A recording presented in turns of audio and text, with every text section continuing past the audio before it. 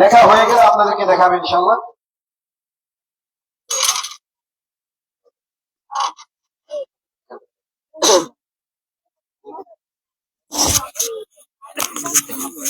আচ্ছা, আমাদের বাচ্চাদের প্রদর্শনী যারা দেখাতে চেয়েছিল দুপুরে কিছু দেখিয়েছে এবং রাত অনেক হয়ে যাওয়াতে কিছু কিছু বাচ্চা ঘুমিয়ে গেছে, কিন্তু ছোট মানুষ।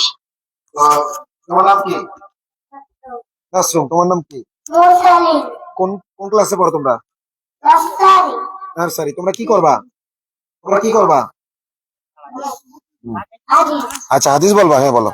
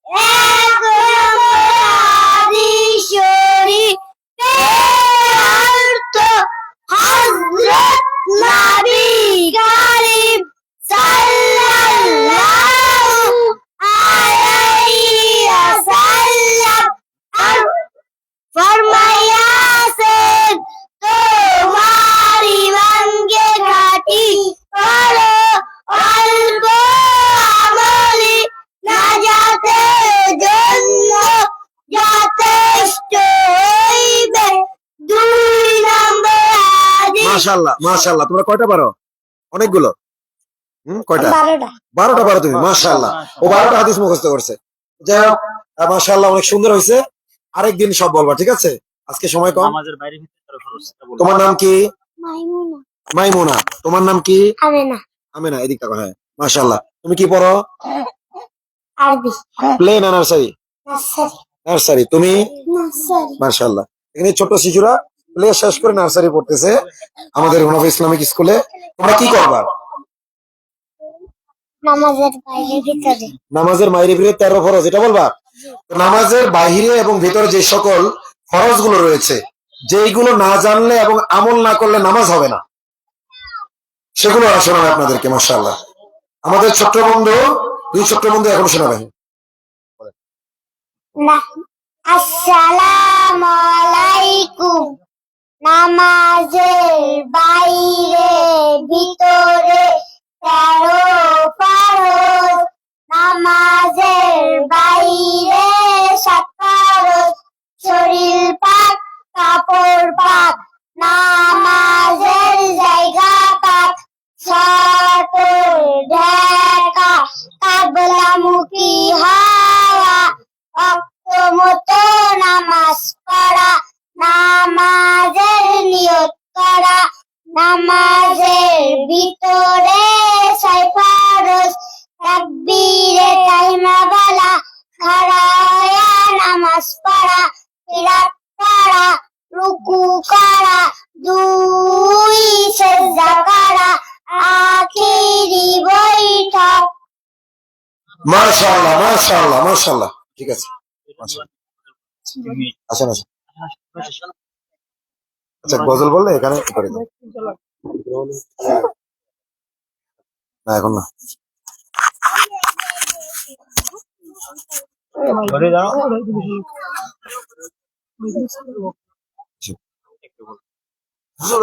দেওয়া যাবে না?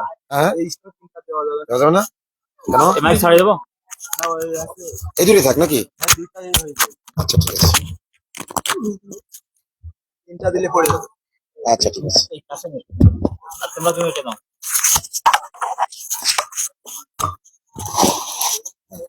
আচ্ছা, শুরু করবে আগে। আচ্ছা,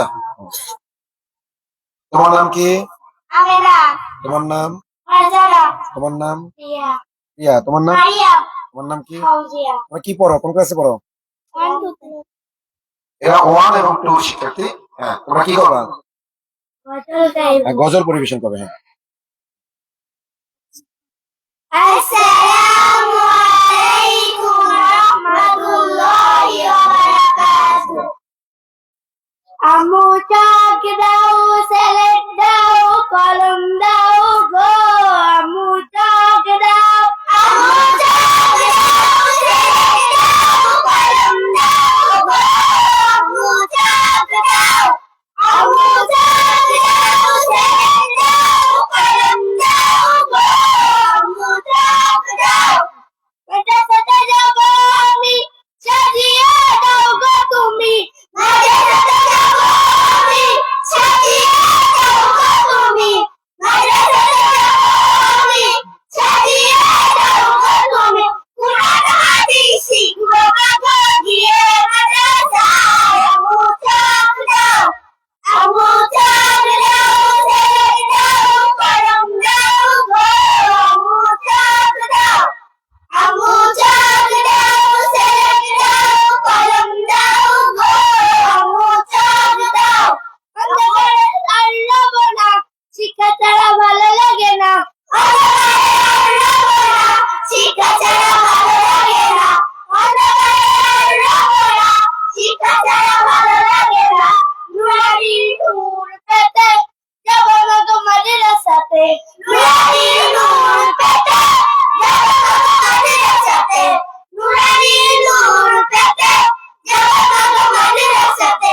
পাঞ্জাবি আর টুপি খানা পরে দাও। আম্মু চক দাও, আম্মু চক দাও, স্লেট দাও, কলম দাও গো। আম্মু চক দাও, আম্মু চক দাও, স্লেট দাও, কলম দাও গো। আম্মু চক দাও, আম্মু চক দাও, স্লেট দাও, কলম দাও গো। আম্মু চক দাও, শোনো মা তোমার ছেলে হাফেজ ও আলেম হলে। শোনো মা তোমার ছেলে হাফেজ ও আলেম হলে। শোনো মা তোমার ছেলে হাফেজ ও আলেম হলে। ক্ষমা করবেন আল্লাহ তাআলা তাই ওসিলায়। আম্মু চক দাও, আম্মু চক দাও, স্লেট দাও, কলম দাও গো।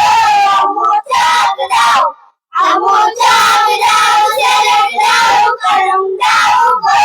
আম্মু চক দাও, আম্মু চক দাও, স্লেট দাও, কলম দাও গো। আম্মু চক দাও, দেরি করিও না মা, পরিয়ে দাও গো জামা। দেরি করিও না মা, পরিয়ে দাও গো জামা। দেরি করিও না মা, পরিয়ে দাও গো জামা। কুরআন হাদিস পড়ার নেশা ধরেছে আমার। আম্মু চক দাও, আম্মু চক দাও, স্লেট দাও, কলম দাও গো। আম্মু চক দাও, আম্মু চক দাও, স্লেট দাও, কলম দাও গো। আম্মু চক দাও, আম্মু চক দাও, স্লেট দাও, কলম দাও গো। আম্মু চক দাও। আসসালামু আলাইকুম ওয়া রাহমাতুল্লাহি ওয়া বারাকাতুহু। ওয়ালাইকুম আসসালাম ওয়া রাহমাতুল্লাহি ওয়া বারাকাতুহু। তাকবীর, তাকবীর। মাশাআল্লাহ, মাশাআল্লাহ। আমি একটু কষ্ট পাইলাম, বাচ্চারা যখনই আপনাদের সালাম দিছে আপনারা সালামের উত্তর নেন, দুঃখ হলো না। তো সামনে থেকে যারা সালামের উত্তর নিয়ত, দেখেন আমরা নাসিদ শুনতে শুনতে এরা কিন্তু খালি খালি সিলেট নিয়ে আসছিল, দেখছেন না?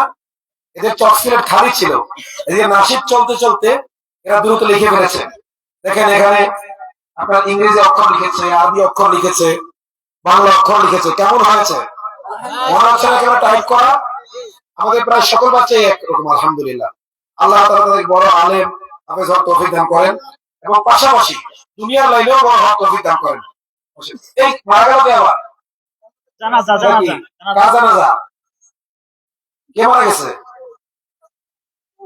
শেখ হাসিনা। শেখ হাসিনা মারা গেছে? কে মারা গেছে? শেখ হাসিনা। ওরে আল্লাহ, শেখ হাসিনা। আচ্ছা, আমি কিন্তু জানি না যে কে মারা গেছে, তারা বলছে শেখ হাসিনা মারা গেছে, ধরে নিলাম শেখ হাসিনা। সবাই আলহামদুলিল্লাহ বলি। শেখ হাসিনা জানাজা পড়া হবে এখন। কার জানাজা? শেখ হাসিনার পরে কি জানাজা পড়া হবে? তো অনেকে আছি আমরা শেখ হাসিনার জানাজা তো দূরের কথা, নিজের মা বাবা জানাজাটা শুদ্ধভাবে পড়তে পারি না। আছে না নাই? তাহলে আপনি ডাক্তার হন, ইঞ্জিনিয়ার হন, যত কিছুই হন, ওই যে বলে বিদ্যে বোঝাই বাবু মশাই, চল্লিশ শখের ভোটে মাঝিরে কোন বলতে পারিস কিন্তু কেন ওঠে, চাপটা কেন বাড়ে কমে? তারপরে কি বলেন? ও হ্যাঁ, ওই বিদ্যে বোঝায় বাবুমশাই কবিতা মুখস্থ আছে না আপনাদের? আছে তো? তো তখন কথা না বলি, যদি আপনি সাঁতারই না জানেন তাহলে সূর্য কেন ওঠে, চাঁদ কেন ভাই করে, এটা জেনে কোনো লাভ আছে? কারণ আমার জীবনই বাঁচবে না। ঠিক তেমনি ভাবে আমরা ডাক্তার হচ্ছি, ইঞ্জিনিয়ার হচ্ছি, অনেক কিছু হচ্ছি, কিন্তু এই মরা হাসিনার জানাজাও দূরের কথা, নিজের মা বাবার জানাজাও কি শুদ্ধভাবে পড়তে পারি না। এই বাচ্চারা এখন জানাজা পড়া শেখানো আপনাদের, শিখতে রাজি আছেন কে কে? তাকবীর বলেন, তাকবীর, তাকবীর। এই যারা দাঁড়া আছেন কাছে চলে আসেন, কাছে চলে আসেন, দাঁড়া আছেন ভালো করে পূরণ করেন। আচ্ছা, আপনারা যারা আছেন আগ্রহ কি কমে গেছে? আলোচনা শেষ করে যাবেন তো ইনশাআল্লাহ? আমাদের এখন বাজে 8:44, ইনশাআল্লাহ 10টার 1 সেকেন্ড পরে আমরা যাবো না, রাত 10টার মধ্যেই আমাদের মাহফিল শেষ হবে ইনশাআল্লাহ, ঠিক আছে? এখন এই ফ্যাসিস্ট শেখ হাসিনা প্রতীকী জানাজা শেষ হইলেই ইনশাআল্লাহ আমাদের সর্বশেষ আলোচনা শুধু চাঁদপুর থেকে আগত বন্ধুবর মাওলানা আমির সাকি হাফিজাহুল্লাহ আলোচনা করবেন। তারা আলোচনা শুনে যাবো বলছেন, আছি তো ইনশাআল্লাহ। হ্যাঁ, জানাজা নামাজ থেকে শুরু হচ্ছে।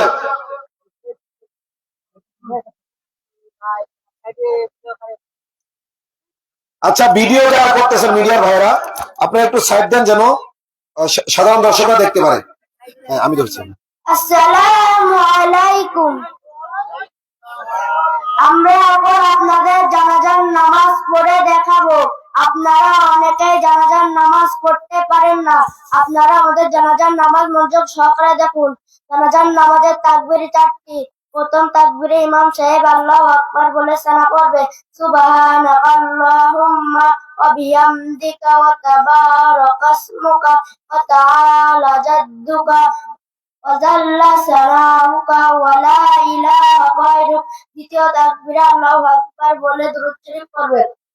দুরূদ শরীফ, আল্লাহুম্মা সাল্লি আলা মুহাম্মাদিন ওয়া আলা আলি মুহাম্মাদ কামা সাল্লাইতা আলা ইব্রাহিম ওয়া আলা আলি ইব্রাহিম ইন্নাকা হামিদুম মাজিদ। আল্লাহুম্মা বারিক আলা মুহাম্মাদিন وعلى آل محمد كما باركت على إبراهيم وعلى آل إبراهيم إنك حميد مجيد. تكبير জানাজার দোয়া করবে, اللهم اغفر لي حينا وميتنا وشاهدنا وغائبنا وصغيرنا وكبيرنا وذكرنا وأنسانا. اللهم من أحييته منا فأحيه على الإسلام ومن توفيته منا فتوفه على الإيمان. চতুর্থ তাকবীরে আল্লাহু আকবার বলে সালাম ফিরাবে, আসসালামু আলাইকুম ওয়া রাহমাতুল্লাহ, আসসালামু আলাইকুম ওয়া রাহমাতুল্লাহ। তো মাশাআল্লাহ, এটা হলো নিয়ম বললো, এখন নামাজ কিন্তু হয় নাই। ইমাম সাহেবরা আপনাদের সংক্ষেপে বলে, তাই না? যেহেতু ওরা আপনাদেরকে ভালো মতো শিখাচ্ছে, এই জন্য নিয়ম এমন ভাবেই বলছে যেন জানাজা পড়েই ফেলছেন আপনার, নাকি? জানাজা কিন্তু পড়ে নেই, হাসিনা এখন লাশ এখানে আছে, হাসিনাকে কবরে পাঠানো পর্যন্ত আপনার সাথে আছেন তো ইনশাআল্লাহ? আছেন তো? এখন জানাজা হবে, এরপর হাসিনার লাশ পৌঁছতে থাকবে। এই তো ভালো একটা কথা বলেছে, পেশা বলে গেছে তালেবুল ইলম থাকলে ওখানে সমস্যা। এক বক্তা ওয়াজ করতে গেছিল, কি জানি পাতার ওয়াজ একটা ছিল না, কি জানি এটা একটা পাতা যদি পানিতে পরে কুমিরে খাবে, পাতা যদি পানিতে পড়ে কুমির হবে, ডাঙায় পড়লে বাঘ হবে। ওইখানে ছিল এক মাদ্রাসার ছাত্র, বলছে আমার একটা প্রশ্ন আছে, ধরেন পাতাটা পড়ে যদি অর্ধেক বাংলায় থাকে আর অর্ধেক পানিতে থাকে, তাইলে মাথাটা কি হবে? এখন শোনেন, আমাদের এক ছাত্র, আমার মাদ্রাসার ছাত্র প্রশ্ন করছে। ওই প্রশ্ন করার আগে আমার বলবে না যে হুজুর আমি কিন্তু প্রশ্ন করবো, তাহলে উত্তরটা রেডি করে আসতাম। ও তো আমার বলেনি আগে থেকে। তো যাই হোক, আল্লাহ তাকে উত্তম বিনিময় দান করুন। হাসতেছেন আপনার, অনেক কঠিন মাসালা বলেছে সে, এটাই সবচেয়ে গুরুত্বপূর্ণ মাসালা। আমি তো আসলে জানি না যারা হাসিনার নাম বলবে, আমি জিজ্ঞেস করলাম কার জানাজা, ওরা বলছে কার জানাজা? শেখ হাসিনার জানাজা। মানে ওরা চায় শেখ হাসিনা ফাঁসি হোক নাকি? তবে মাসালা হলো শেখ হাসিনার মতো কাফের জানাজা পড়া জায়েজ নাই।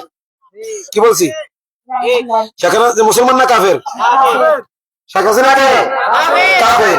এখন কাফের শেখ হাসিনার জানাজা জায়েজ নাই।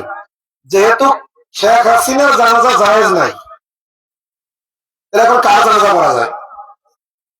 আরেকজন গেছে না আছে, এখনো আমরা পুরোপুরি নিশ্চিত খবর এখনো পাই নাই। ঠিক আছে, তবে একটা ছিল, একটা কুফরের দিক থেকে ফ্যাসিস্ট কাফের ছিল, আরেকজনের মধ্যে কুফরি ছিল না? ছিল না? হ্যাঁ, কথা স্পষ্ট বলতে হবে। আমি কাউকে খুশি করার জন্য কথা বলি না, কাউকে খুশি করার জন্য কথা বলবো না। একমাত্র কাকে খুশি করার জন্য কথা বলবো? একমাত্র আল্লাহর জন্য। আইনুদ্দিন আল আজাদ রহমতুল্লাহ যেটা বলে গেছেন, নৌকায় ধানের শীষ দুই সাপের, ওই কথা সত্য না মিথ্যা? কারণ হইল ইসলাম ছাড়া অন্য যা আছে সবই বিষ। এখন নতুন করে এই দল একটা নাম লেখাইছে, যারা এতদিন ইসলামের নামে চলতো। কথা কি বুঝতে পারছেন? এই দুই দলের সাথে আরেক দল নাম লেখাইছে, যারা এতদিন কিসের নাম ব্যবহার করতো? আজকে এই কুল্লা বাজার আমাকে জিজ্ঞেস করতেছিল যে হুজুর আপনি কোন দল করেন, আপনি কোন দল করেন? তখন আমি বললাম আমি বিরোধী দল করি। আমি কোন দল করি ভাই? আমি বিরোধী দল করি। আওয়ামী লীগের আমলেও ছিলাম বিরোধী দল, সুদখোর ইউনূসের আমলেও আমি কি বিরোধী দল। সামনে যেই দল ক্ষমতায় আসবে, সেটা বিএনপি আসুক আর জামাত আসুক, আমি কোন দল? আমরা সরকারের কোন আনুকূল্য পাওয়ার আশায় কথা বলি না। আমরা একমাত্র কার আনুকূল্য পাওয়ার আশা কথা বলি? আমরা কার জন্য কথা বলি? এখন বলতে পারেন তাহলে শব্দ লেখা আপনি একাই ভালো। হ্যাঁ, আমরা একাই ভালো। মুমিন তৌহিদি জনতা এরাই শুধুমাত্র এই রাষ্ট্রের কল্যাণ চায়। এছাড়া ক্ষমতার কাছাকাছি যারা গেছে, আওয়ামী লীগ তো গেছেই, যেই দুই দলের ক্ষমতার কামড়াকামড়ি শুরু হয়েছে, এরা এক দলটি সরিয়া চায়। আমি স্পষ্ট উত্তর দিতে হবে আপনার। মির্জা ফখরুল ইসলাম আলমগীর বলেছে শরিয়া আইনে বিশ্বাস করি না। মুসলমান না কাফের? হতো আমি যেমন আপনারা দেবেন। যে শরিয়া আইনে বিশ্বাস করে না সে কি? আর না, এতদিন ইসলামের নাম বেঁচেছে, এখন তারাও এসে বলতেছে আমরা মৌলবাদী না, রোজা পূজা এক। তারপর কি? এরপরে আপনার না, ওগুলো পরে রোজা পূজাকে সমান মানে তার মানে থাকবে মুদ্রা রবি রবি মানে সমান। 10 টাকা এইভাবে দেখাইলেও 10, 10 টাকা এইভাবে দেখাইলেও কি? মুদ্রা এপি টপির যদি কেউ সমান বলে, তার কি মান থাকে? বর্তমানে স্পষ্ট ভাবে বলছি, যেই দুই দলের ক্ষমতা কামড়াকামড়ি শুরু হয়েছে, এটা ক্ষমতা কামড়াকামড়ি, ইসলামের লেভেল লাগা লাভ নেই। কারণ আপনারা আমেরিকা গিয়ে বলে আসছেন যে আমরা মৌলবাদী না। ভারত এখন বুঝছে যে আমরা মৌলবাদী মুসলিম না, আমরা নামধারী মুসলিম, আমরা মডারেট মুসলিম, আমরা নিজেরাই বলতেছেন। এজন্য জনগণকে সচেতন করতে চাই। আপনারা রাজনীতি করেন না করেন, রাজনীতি সচেতন হতে হবে। ফ্যাসিবাদ দিয়ে আওয়ামী লীগের পতন হয়েছে, বর্তমানে যারা ক্ষমতার কামড়াকামড়ি করছে, আমি আপনাদের প্রতি অনুরোধ করবো এই কামড়াকামড়ি থেকে বের হন। মাইন্ড ইউর ওন বিজনেস, নিজের কাজে মন দেন, পরিবারকে হালাল খাওয়ান, হালাল ইনকাম করেন। হ্যাঁ, আমরা সবসময় বিরোধী থাকবো। ক্ষমতায় যারাই আসুক আমরা প্রেশার গ্রুপ হিসেবে থাকবো। কি হিসেবে থাকবো?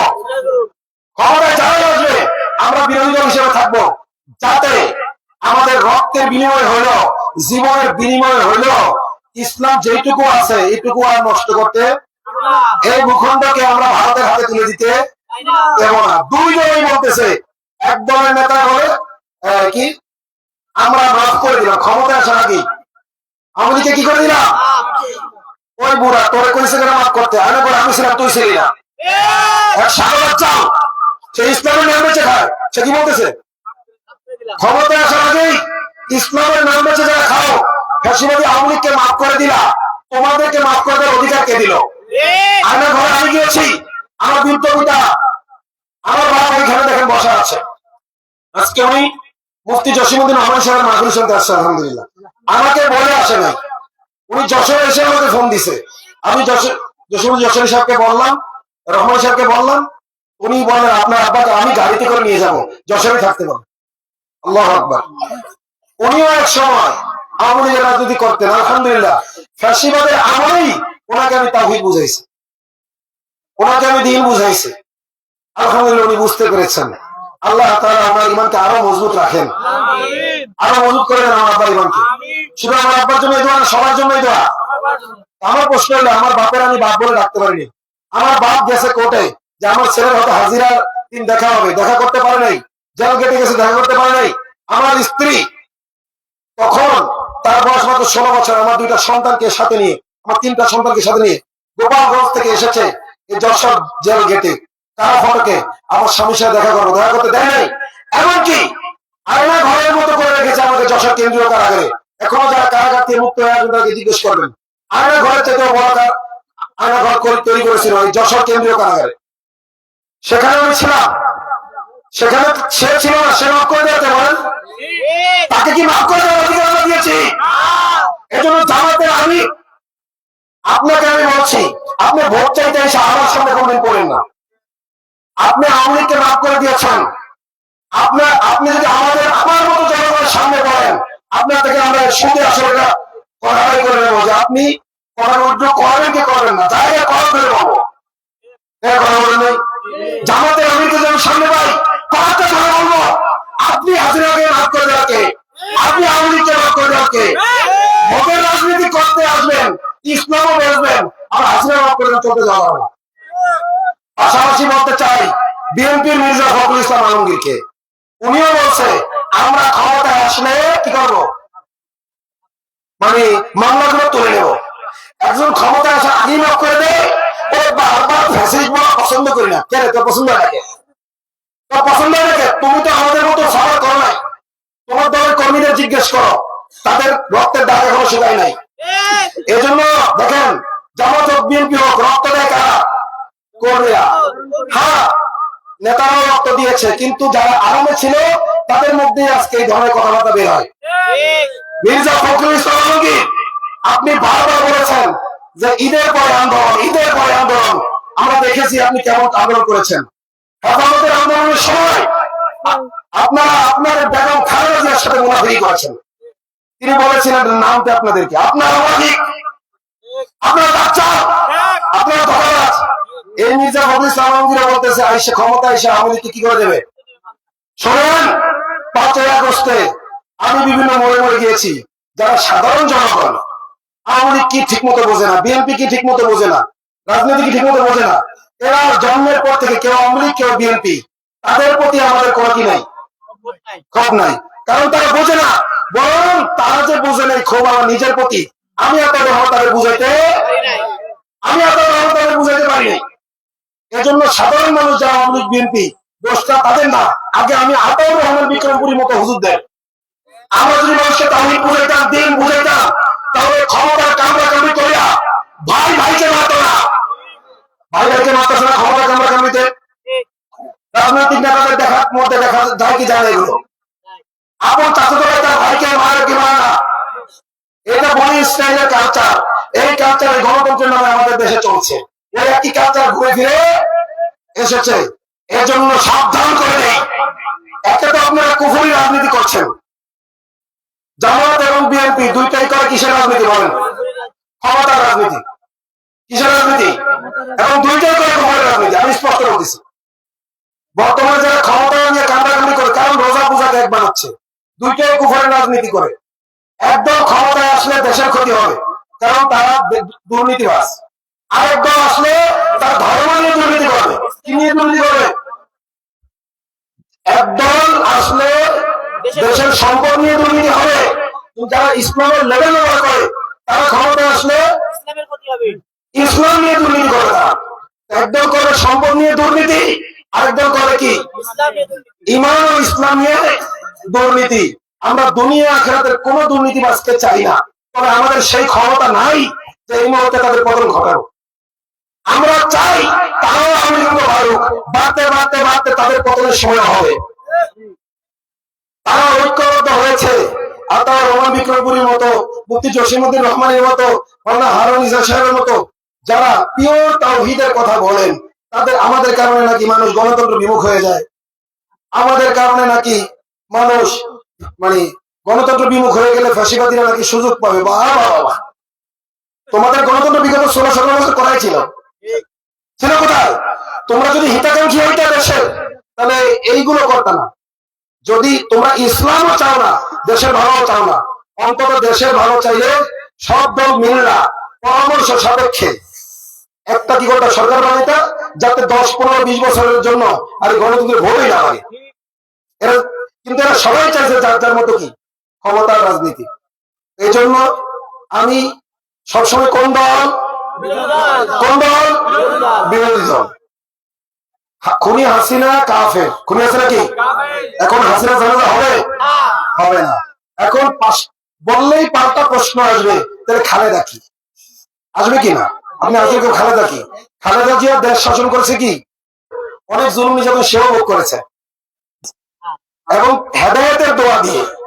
এরপরে যদি হায়াত থাকে, তাহলে আগে হেদায়েত পরে সুস্থতা, আগে হেদায়েত পরে সুস্থতা। কিন্তু যারা স্পষ্ট বলতেছে শরিয়া আইনে বিশ্বাস করি না, ইসলামের নামে বলতেছে, কে বলেছে আমরা শরিয়া আইনে দেশ শাসন করব? এরা তৃণমূল পর্যায়ে মানুষের বাড়িতে বাড়িতে দিকে কি বলে, আমরা ক্ষমতায় আসলে ইসলাম কায়েম করবো, বলে কি বলে না? অথচ জাতীয় পর্যায়ে মিডিয়ার সামনে কি বলে? যারা মুখে শোনেন, আমাদের ধর্ম উপদেষ্টা তিনি তো কোনো ভোটে বাস করেনি, করছে? আমাদের ভাইদের রক্ত এবং লাশের উপরে, আমাদের ঘামের উপরে উপদেষ্টা হয়েছে না? ধর্ম উপদেষ্টা যখন মন্দিরে যায়, মানবের পক্ষে বলে যে আপনারা কি করবেন, বুকে সাহসের কথা বলবেন, অথচ ইসলামিক ইস্যুগুলোতে চুপ থাকে কি থাকে না? তিনি নিজেও বলেছেন, আমার জায়গায় আসলে যত বড় আল্লাহ হোক, এটাই তার করা লাগবে। তিনি নিজে বলেছেন ধর্ম উপদেষ্টা। তার মানে হলো এটাই হলো এই আইনের কি নীতি, এবং এটা সিস্টেমে এটা।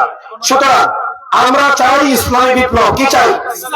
ইসলামী বিপ্লব তখনই হবে যখনই মার্কাজুল হুনাফা মুসলিমের মতো মাদ্রাসাগুলো কি হবে, প্রতিষ্ঠিত হবে, মানুষ সঠিক ঈমান আকীদা জানবে। তখন ক্ষমতার রাজনীতির কামড়াকামড়ি থাকবে না সবাই শরিয়া প্রতিষ্ঠার চেষ্টা করবে? থাকবে। তাহলে এখন হাসিনা জানাজাও পড়া যাচ্ছে না, কারণ সে কাফের। আচ্ছা, এখন আরেকজন, তার ব্যাপারেও তো আমাদের জানা নাই, তওবা করেছে কি করে নাই আমাদের জানা আছে? জানা নাই।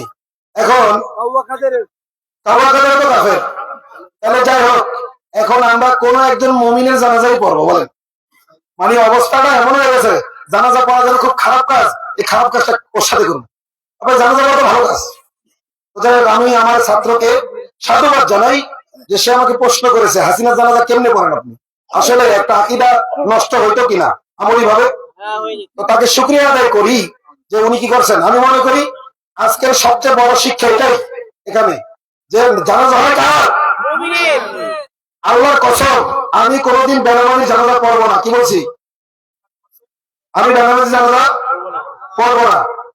কোন মানব রচিত আইন প্রতিষ্ঠাকারী দলের নেতাদের জানাজা পড়বো না। কে দিয়েছেন? সেদের জায়গা হোক। মানব রচিত আইন প্রতিষ্ঠাকারী কোন দলের নেতাদের জানাজা সাধারণ মানুষ এরা বোঝে না, নেতারা ঠিকই বোঝে, বুঝে শুনে এরা ক্ষমতা রাজনীতি করে। এখন আমরা কোন মুমিন ভাইয়ের জানাজা প্রত্যেকে হিসাবে করতেছি।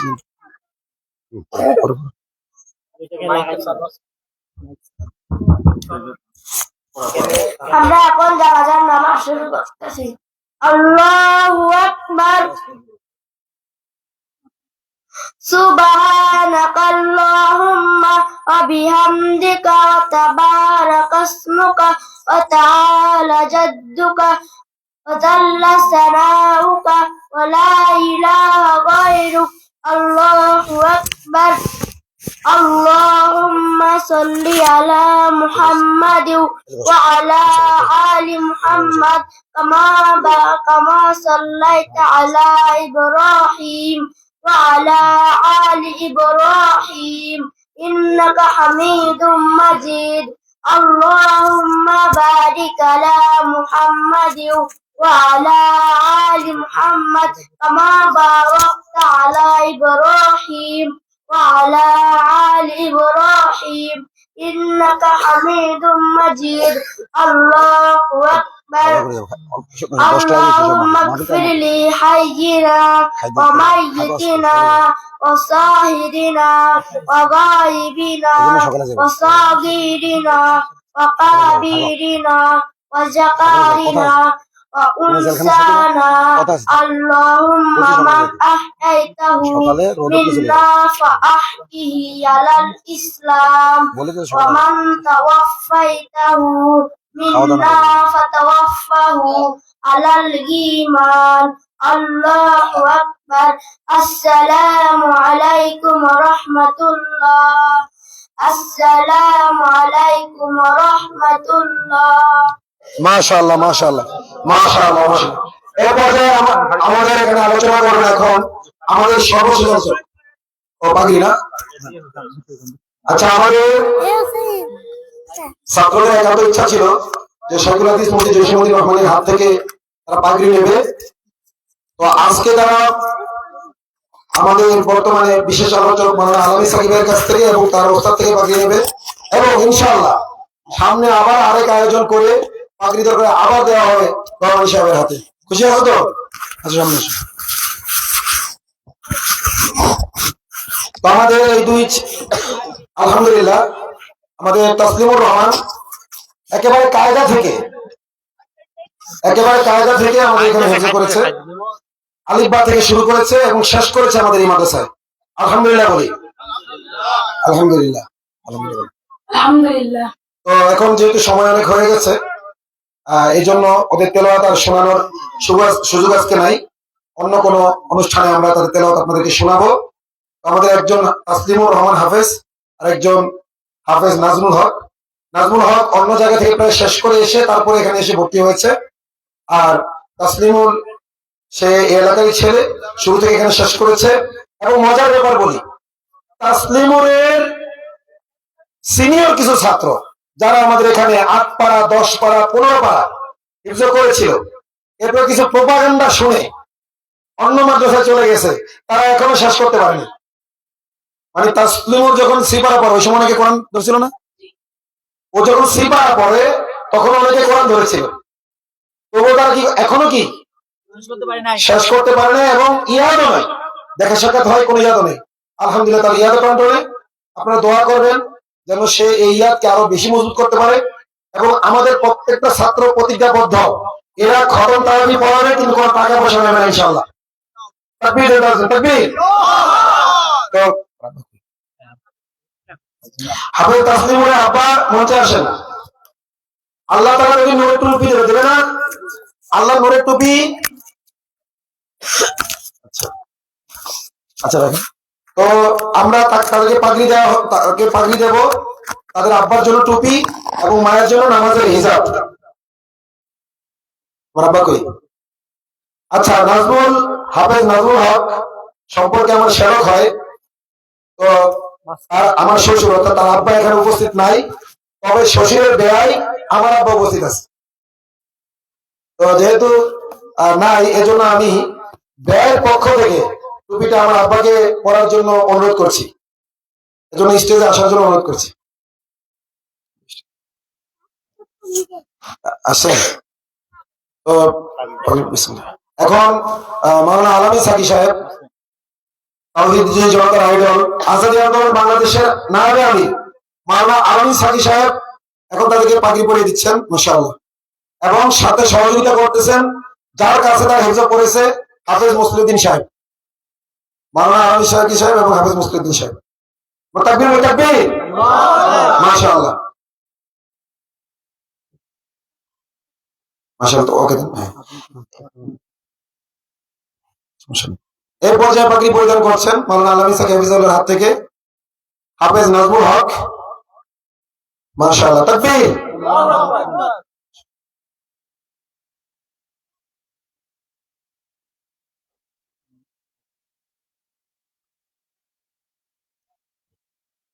আমরা মনে মনে দুরূদ শরীফ পড়ে তাদের জন্য দোয়া করতে থাকি, আল্লাহ তাআলা তাদেরকে বড় আলেম এবং হক্কানি হাফেজ হিসেবে কবুল করেন। মাশাআল্লাহ, মাশাআল্লাহ।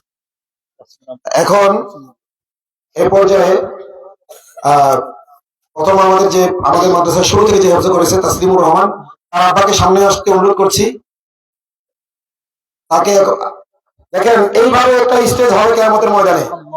হাফেজের মা বাবার কি করা হবে? নূরের টুপি পরানো হবে। আজকে তিনি একজন সৌভাগ্যবান বাবা যে তার ছেলের হাফেজ হওয়ার সুবাদে তিনি এখন আমাদের এখান থেকে ওই আখেরাতে নূরের টুপি দিবে, তো এই জন্য এটাও কিন্তু একটু নূরের ঝলকানি আছে, টুপি আছে না, এই জন্য দেখে শুনেই বাছাই করেছে। মাশাআল্লাহ, মাশাআল্লাহ, মাশাআল্লাহ, তাকবীর, তাকবীর, তাকবীর, মাশাআল্লাহ। আল্লাহ তাআলা কবুল করেন। এবং আপনি কোরআন তিলাওয়াত শুদ্ধ পারেন? জি, হ্যাঁ।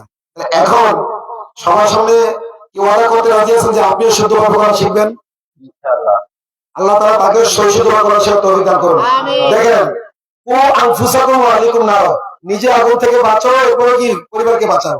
উনি পরিবারকে আগুন থেকে বাঁচানোর চেষ্টা করতেছে, কিন্তু নিজের বাঁচতে হলে কি করতে হবে? নিজেরও কি কোরআন শিখতে হবে। আল্লাহ তাআলা তাকে কবুল করেন। মাশাআল্লাহ।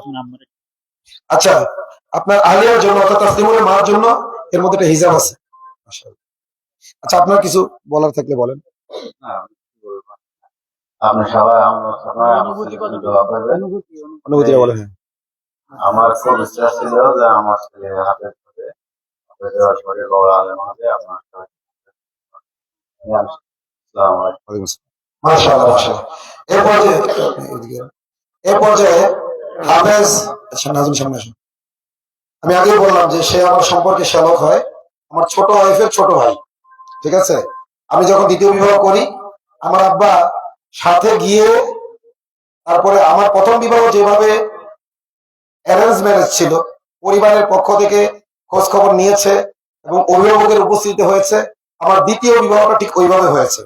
এবং প্রথম বিবাহের অলিমা আমি যেভাবে করেছি, আমার দ্বিতীয় বিবাহের অলিমা আমি তার চেয়ে বড় করে করেছি, আলহামদুলিল্লাহ। ঠিক আছে, তো এখন হাফেজ নাজমুল হক আমার শ্বশুর এই মুহূর্তে এখানে উপস্থিত নাই, এজন্য তার পক্ষ থেকে তার ব্যয় অর্থাৎ আমার আব্বা হুমায়ুন সরদার বিক্রমপুরীকে এই টুপিটা আমরা এখন দিচ্ছি। পরবর্তীতে তাকেও দেওয়া হবে ইনশাআল্লাহ। তো আমাদের আমি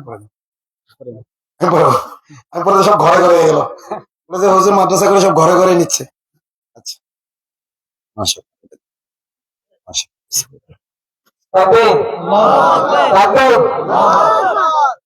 আসলে আল্লাহ তাআলা কবুল করছে আমার আব্বার জন্য এই টুপি। কারণ হলো আমার শ্বশুরের মাথা কিন্তু অনেক ছোট, কিন্তু এরা তো আন্দাজে কিনছে, কিন্তু যার জন্য রিজিক আছে তার জন্য কি হয়ে গেছে, বরাদ্দ হয়ে গেছে, আলহামদুলিল্লাহ।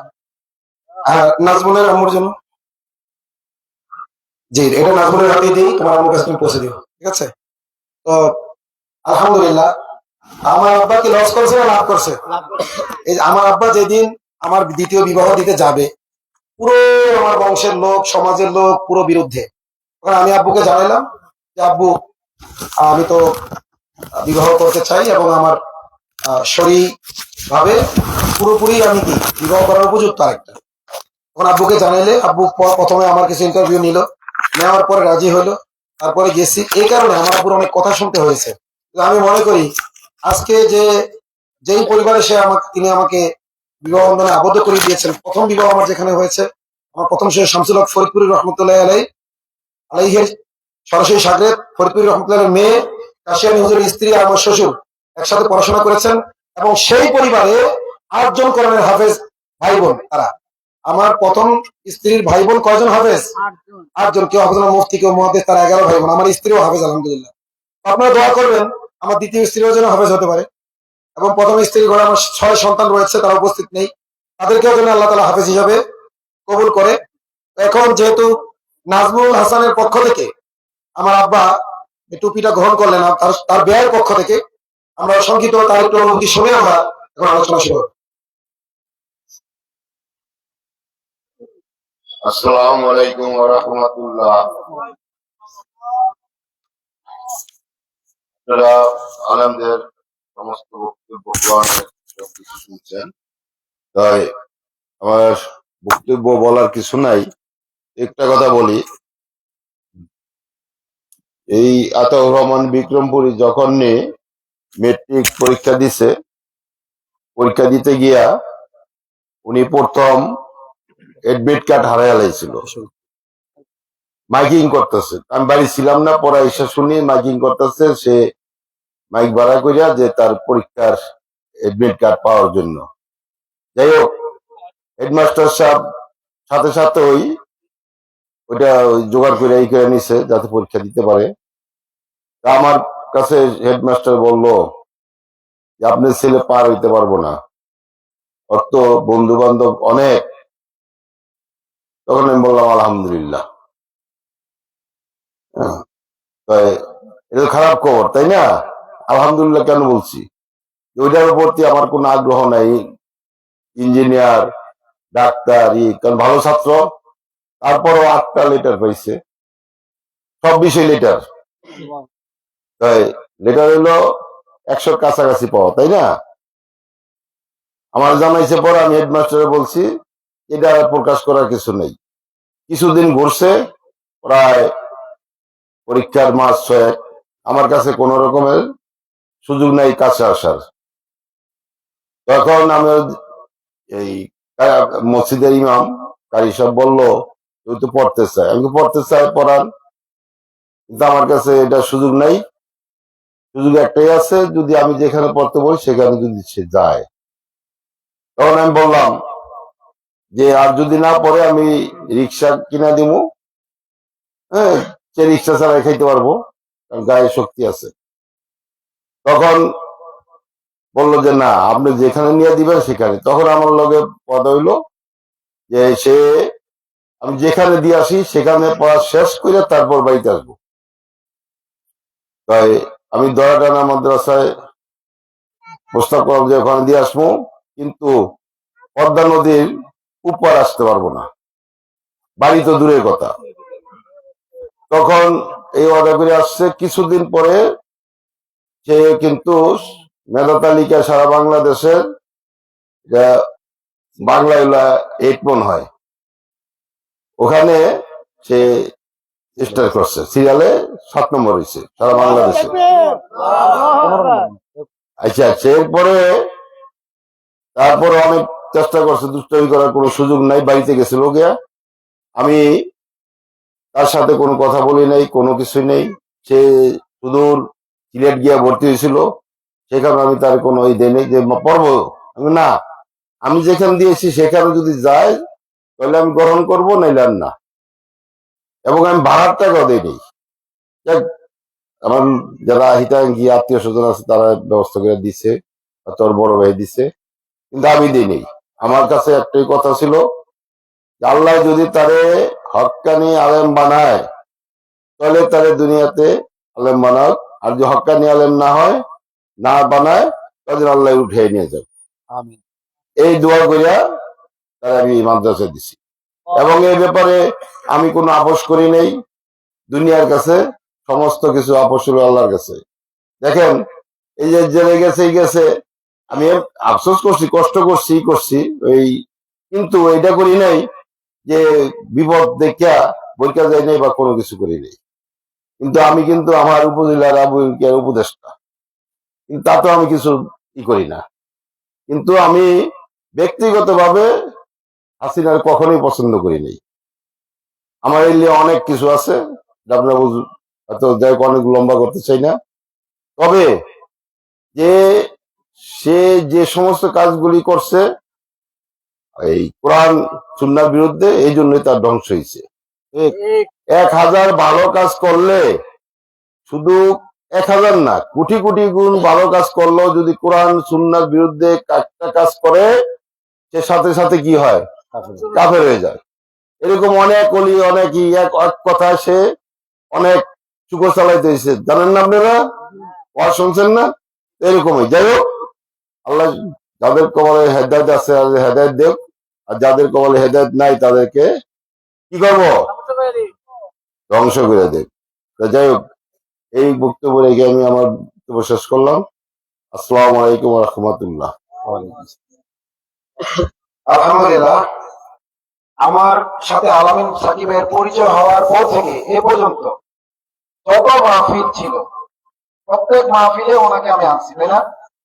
ওনার মর্ম আসলে সবাই বুঝবে না, যেহেতু উনি ভাইরাল লোক না। অতি জসিমুদ্দিন রহমানী সাহেবকে আনছি আমি অল্প সময়ের জন্য, তো ওনাকে আমি আনছি 3 দিনের জন্য। কয়দিনের জন্য? আপনারা হয়তো মনে করবেন ভাইরে বসায় রাখা, মানে এত কথা, এত এই মানে প্রদর্শনী দরকার কি? আপনারা দূরের সাথে যারা আছেন তারা ওনাকে চিনেন, এই এলাকাবাসী ওনাকে চিনে না। অনেকে আমার বলে এটা তো এই সাকি চাঁদপুরিতে কত বছর ছিল।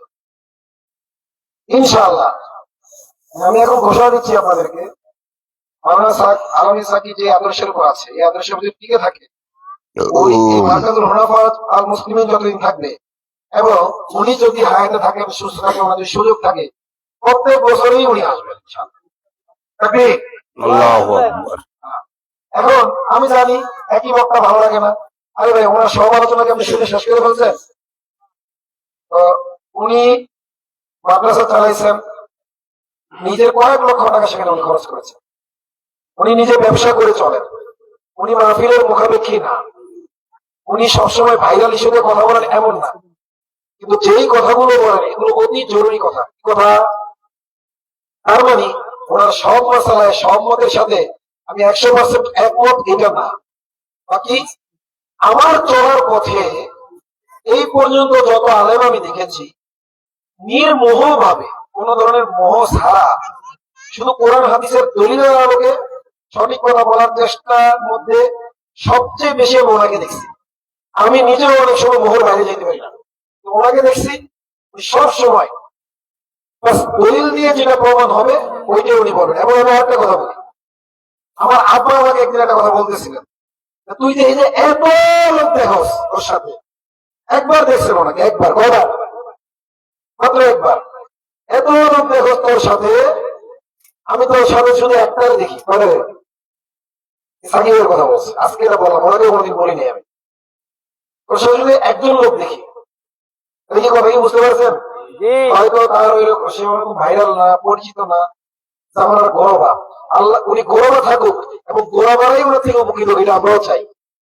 কারণ পরিচিত হওয়ার কারণে আমি নিজেও অনেক বিষয়ে ছাড় দিয়ে চলতে হচ্ছে। আরো বলতে তুমি সব কথা বললে হবে না, সব কথা তোমারই কেন বলতে হবে? কারণ তোমার তো কাজ আছে, যারা কথা বলবে তারা কাজ করতে পারবে না, যারা কাজ করবে তারা কথা একটু কম বলবে। তো যার কারণে অনেক কিছুতে, যেমন একটু আগে অনেক কথা বলে ফেললাম, এটাও অনেকে বলবে একটু মানে এই কথাগুলো না বললে আপনার মাহফিলের জন্য ভালোই, বলবে কিনা?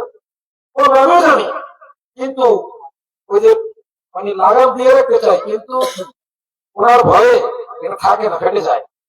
তো যাই হোক, আল্লাহ তাআলা আমাকে, আলামিন সাকিব ভাইকে, জসিম রহমানীকে সহ সবাইকে হকের উপর অবিচল থাকার তৌফিক দেন। আরেকটা বিষয় হলো, মজলুমদের জন্য কাঁধে যারা মজলুম হয়েছে, জেল খাটছে, এই একটা লোকের আমি পেয়েছি যে নিশ্চিত জেল খাটে নাই, আবার মজলুমদের জন্য সবচেয়ে বেশি সক্রিয় হল মাশাআল্লাহ বৈষম্য কারামতি আন্দোলনের উনি হলো আপনার সাংগঠনিক সম্পাদক এবং আজাদী আন্দোলন বাংলাদেশের সম্মানিত নায়েবে আমি।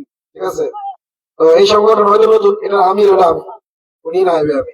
তবে আমি মন থেকে ওনাকে আমির বানাইছিলাম যে ভাই আপনি আমির হন, কিন্তু মুরব্বীরা আমাকে বলছে যে না, উনি মানে বিশেষ একমতের কারণে আমাকে বলছে না, আমি ওনাকেই যোগ্য মনে করি। তো যাই হোক, এখন উনি আলোচনা করবেন। আমি বলেছিলাম মাহফিল হবে কয়টা পর্যন্ত? 10টা। ঠিক 10টা পর্যন্তই হবে। উনি আসেন আর কয়দিন? 2 দিন। আজকে তো গেলই, আর কয়দিন? উনি ফরজাইন কোর্স করাবেন আগামীকাল থেকে। আমাদের এখানে সব সেট আপ আছে, ব্যবস্থা আছে, ফরজাইন কোর্স করাবেন।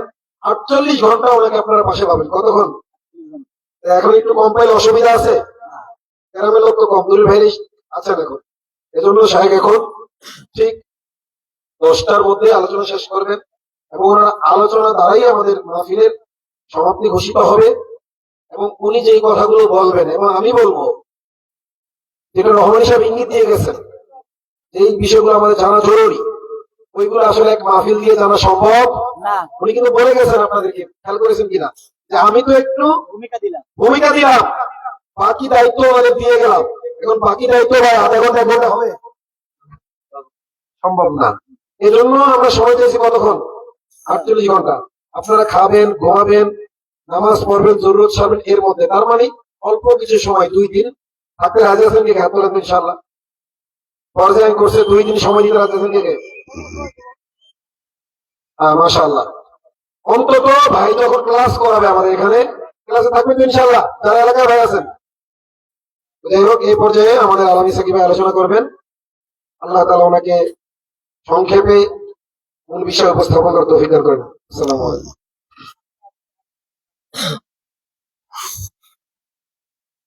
আসসালামু আলাইকুম ওয়া রাহমাতুল্লাহি ওয়া বারাকাতুহু। ওয়ালাইকুম আসসালাম। আমরা একটু বসে যাই সবাই, যারা দুই পাশে দাঁড়িয়ে আছি একটু বসে যাই, যারা পিছনের দিকে আছে একটু সামনের দিকে আগিয়ে বসে, মানে ফাঁকা এবং খালি জায়গাগুলো একটু পূর্ণ করে বসে।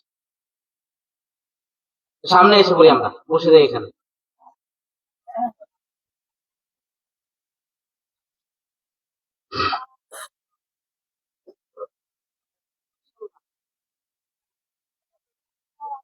الحمد لله الذي وحده في خلقه ووحده في ملكه ووحده في حكمه ووحده في صفاته ووحده في جماله ووحده في حسنه. الحمد لله الذي لا شريك له ولا وزير له ولا نذير له ولا مشير له ولا معين له. وأشهد أن محمدا عبده ورسوله. أعوذ بالله من الشيطان الرجيم. بسم الله الرحمن الرحيم. قد كانت لكم أسوة حسنة في إبراهيم والذين معه إذ قالوا لقومهم إنا براء منكم ومما تعبدون من دون الله كفرنا بكم وبدا بيننا وبينكم العداوة والبغضاء أبدا حتى تؤمنوا بالله وحده. وقال النبي صلى الله عليه وسلم من قال لا إله إلا الله دخل الجنة. يا أيها الذين آمنوا صلوا عليه وسلموا تسليما. اللهم صل على محمد وعلى آل محمد كما صليت على إبراهيم وعلى آل إبراهيم إنك حميد مجيد. اللهم بارك على محمد وعلى آل محمد كما باركت على إبراهيم وعلى آل إبراهيم إنك حميد مجيد. আল্লাহ সুবহান রব্বুল আলামিনের দরবারে লাখো কোটি শুকরিয়া, যেই মহান রব্বুল আলামিন এই অঞ্চল থেকে এবং সারা বাংলাদেশ থেকে লক্ষ কোটি মানুষ থেকে যাচাই বাছাই করে আল্লাহর কিছু খাস বান্দাদেরকে দিনই কিছু কথাবার্তা শোনার এবং আমাকে বলার যেই মহান রব তৌফিক করে দিলেন, সেই মহান রবের দরবারে শুকরিয়া আদায় করি আলহামদুলিল্লাহ। এবং যারা আজকে আমাদেরকে এই আয়োজনটা করে দিয়েছেন কথা বলা এবং শোনার, আল্লাহ পাক রব্বুল আলামিন যেন তাদের মেহনতকে কবুল করেন, সবাই বলি আমিন। একেবারে ভূমিকা ছাড়া কিছু কথা বলবো, যেহেতু সময় মাত্র আধা ঘন্টার মতো, একেবারে কম সময়, একেবারে ভূমিকা ছাড়া কিছু কথা বলি, কি বলেন? তবে কথাগুলো অতি গুরুত্বপূর্ণ, কথাগুলো কি অতি গুরুত্বপূর্ণ।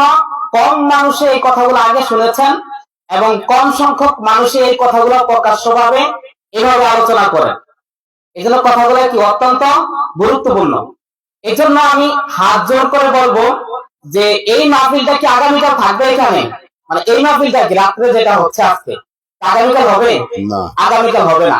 এই জন্য যারা এই অঞ্চলের, বিশেষ করে এই অঞ্চলের যে সমস্ত মা বোনেরা, যে সমস্ত ভাইয়েরা, যে সমস্ত যুবকেরা কোরআনকে ভালোবাসেন, আল্লাহকে ভালোবাসেন, নবীকে ভালোবাসেন, উলামায়ে কেরামকে ভালোবাসেন, এই মাদ্রাসাকে ভালোবাসেন, এমন প্রত্যেকটা মায়ের হাত জোর করে আমি বলবো, কোন একটা বালক প্রাপ্তবয়স্ক পুরুষ যাতে করে আমার এই কথার পর আর ঘরে না থাকে, আপনার প্রত্যেক মা বোনেরা বুঝিয়ে আপনাদের ছেলেদেরকে, আপনাদের স্বামীদেরকে, আপনাদের পিতাদেরকে আপনারা মাহফিলে পাঠিয়ে দেন ইনশাআল্লাহ তাআলা। এবং আপনারা মনোযোগ সহকারে কথাগুলো শুনেন। আশা করি এই মাহফিল শোনার পরে, আমি যতক্ষণ আলোচনা করি, এরপরে শোনার পরে আপনার মধ্যে একটা অনুভূতি আসবে, আসলে আমি আগে কি ছিলাম, আমাকে এখন নতুন করে কি হওয়া উচিত, এমন একটা অনুভূতি তৈরি হবে ইনশাআল্লাহ তাআলা। তাহলে আলোচনা সুসংবাদ শোনার দরকার আছে কিনা, কি বলেন? কোনো দরকার আছে কিনা? তো যাই হোক, এই দেশ ইসলামিক দেশ না, এই দেশ কি দেশ না? ইসলামিক দেশ কোনটা? যেখানে কোরআনী আইন দ্বারা রাষ্ট্র চলে। মানে এক কথায় অনেক ব্যাখ্যা আছে, এত ব্যাখ্যাতে যাবো না। যে রাষ্ট্র কোরআনের আইন দ্বারা চলে সেটা হচ্ছে ইসলামিক রাষ্ট্র এবং ইসলামিক দেশ। বলেন ইসলামিক দেশ কোনটা? একটু কথা বলতে হবে। যেই রাষ্ট্র কোরআন দিয়ে চলে, যেই রাষ্ট্র কোরআনিক আইনে চলে, ওই রাষ্ট্রই কেবল ইসলামিক রাষ্ট্র। এর বাইরে গিয়ে রাষ্ট্র যতই উন্নত হোক, রাষ্ট্র যতই সুশিক্ষিত, সুপ্রশিক্ষিত, যত জ্ঞান বিজ্ঞানের প্রযুক্তিতে যত ভালো, একেবারে পুরো বিশ্বের এক নম্বর রাষ্ট্র যদি হয়ে যায়, তাহলে সেটা ইসলামিক রাষ্ট্র। এমনকি কোন দেশের জনগণ যদি 100% মুসলমান থাকে, কত পার্সেন্ট? 100% মুসলমান থাকে, আর ওই রাষ্ট্র কোরআন দ্বারা চলে না, এবং ওই রাষ্ট্রের মধ্যে রাষ্ট্রীয় ভাবে কোরআনিক আইন নাই, তাহলে ওইটাও ইসলামিক রাষ্ট্র না। ওইটাও কি রাষ্ট্র না? ইসলামিক রাষ্ট্র না। তাহলে বুঝে থাকলে বলুন, আমরা যে রাষ্ট্রের মধ্যে বসবাস করতেছি বর্তমানে, এটা ইসলামিক রাষ্ট্র আর ইসলামিক রাষ্ট্র না?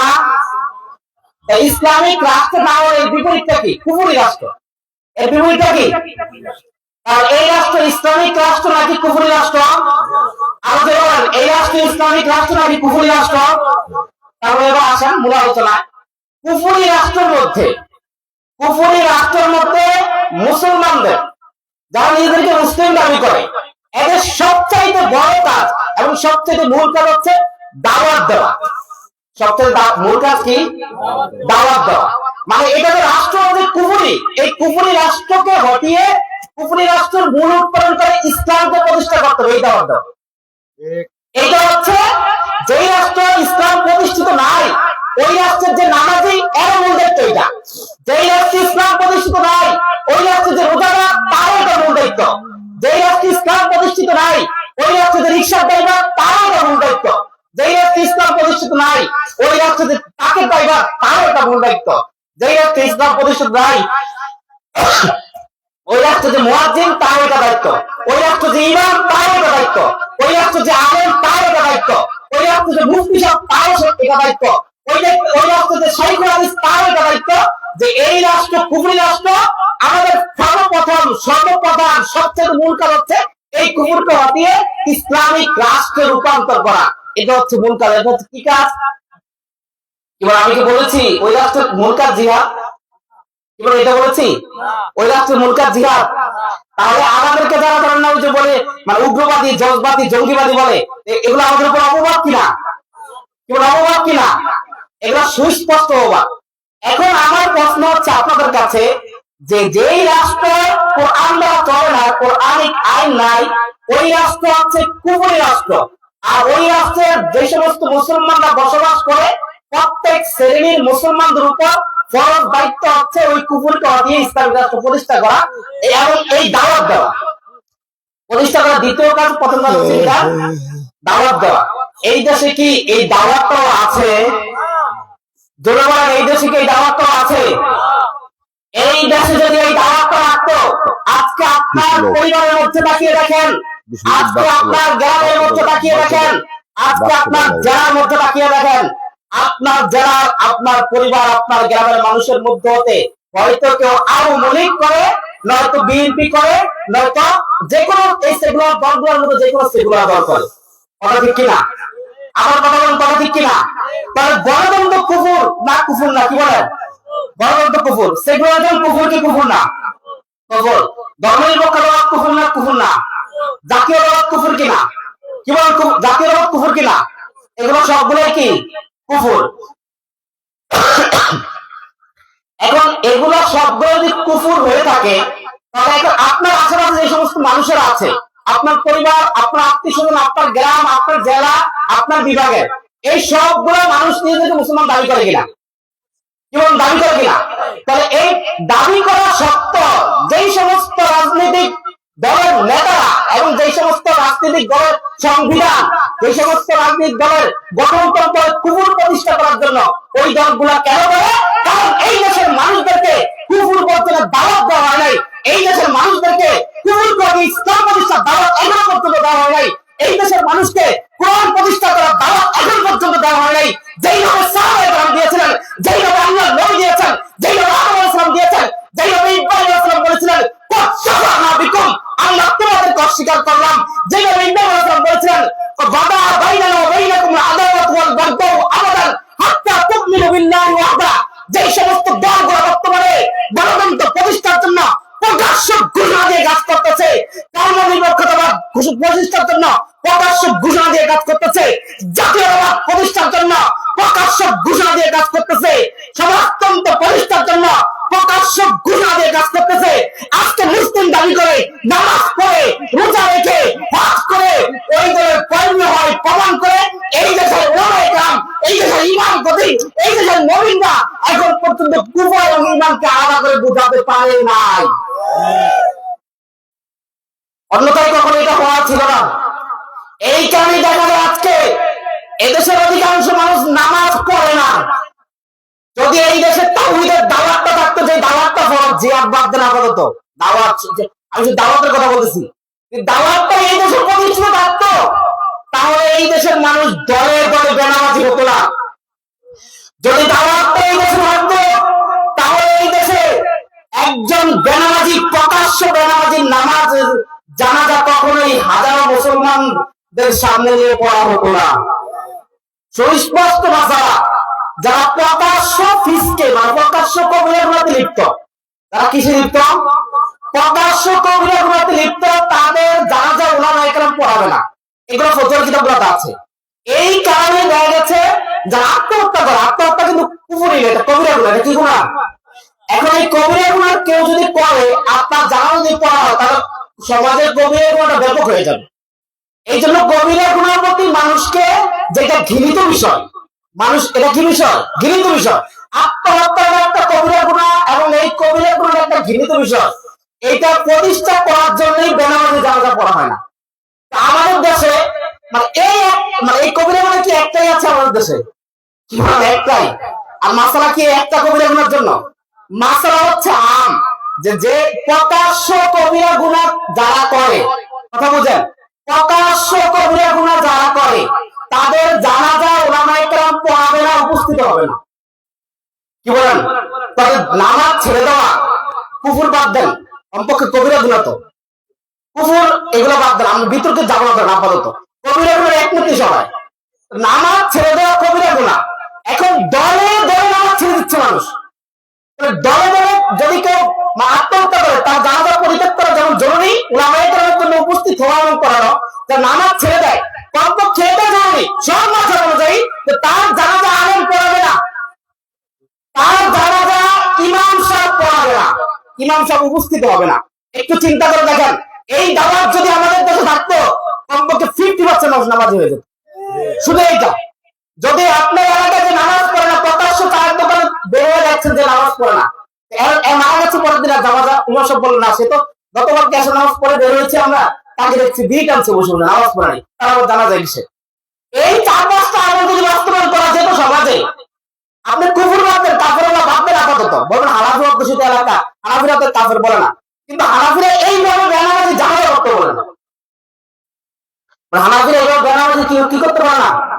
হানাফিরা এইভাবে বেনামাজিকে মসজিদের কমিটি হতে পারে না। কারণ হানাফি মাযহাব কি, সমস্ত মাযহাবের সুস্পষ্ট কথা হচ্ছে, কোন জালেম, কোন তাগুত, কোন কাফের অধীনস্থ হওয়া যাবে না। কি হওয়া যাবে না? বলেন তো কমিটি বানানো মানে কি আমি তার অধীনস্থ হয়ে যাবো না? কমিটি মানে কি তারা আমাকে পরিচালনা করবে। এখন আপনি চিন্তা করে দেখেন বাংলাদেশে যদি আপনার জরিপ চালান যে এই দেশের অধিকাংশ কমিটির লোকরা বেনামাজি না নামাজি, সব মাথা অনুযায়ী এই কাজ হচ্ছে মানে ভুল কাজ। ঠিক আছে, তো এখন যেটা বলতেছিলাম আমাদের সমাজে দাওয়াত নাই কি নাই?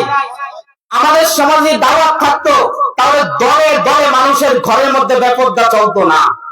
আমাদের সমাজে দাওয়াতটা থাকতো আজকে 98% মুসলমানদের সন্তানদেরকে স্কুলে পড়াচ্ছে বেপরদার সাথে। এই 98% সন্তানরা বেপরদার সাথে স্কুলে পড়াতে না, যে দাওয়াতটা থাকতো। আপনি জরিপ চালান, আমি চ্যালেঞ্জের সাথে বলছি, এই সমাজে মানুষদের কাছে জরিপ চালান, তারা কমপক্ষে 90% মানুষ এটাই জানে না যে এইভাবে ব্যবস্থাপনায় বাচ্চাদেরকে পড়ানো কবিরা গুনাহ। এইভাবে যদি আমরা পড়াই আমাদের বাচ্চাদেরকে আমরা জাহান্নামের পথে ঠেলে দিচ্ছি এবং আমরা নিজেদের জাহান্নামের পথে যাওয়ার জন্য আমাদের পথ প্রস্তুত করছি, আমাদের রাস্তা প্রস্তুত করছি। এই দেশের 90% মানুষ এই কথা জানে না, তাহলে কিসের দাওয়াত দিই আমরা? এই দেশের 90% মানুষ জানে না, এখনো 90 কি 99% মানুষ জানে না। প্রকাশ্য ভাবে ঘরে যদি বেপরদা চলে তাহলে কবিরা গুনাহ, প্রকাশ্য কবিরা গুনাহ কিনা? তাহলে যেই ঘরের মধ্যে প্রকাশ্য কবিরা গুনাহ চলবে ওই ঘরের কেউ মারা গেলে তার জন্য আলাদা পড়াবে না। প্রকাশ্য পর্দা ব্যবস্থা আছে, গোপনে গোপনে বেপরদা সেটা আলাদা বিষয়, কিন্তু ঘোষণা দিয়ে এলাকার সবাই জানে যে এই ঘরে পর্দা হয় না। আমার কথা বুঝতেছেন নি? এলাকার সবাই জানে এই ঘরে কি হয় না, পর্দা নাই। তাহলে এখন এটা কুফরি না ফিস করার কথা? ফিস কত সুস্পষ্ট, এটা ফিস কি সুস্পষ্ট।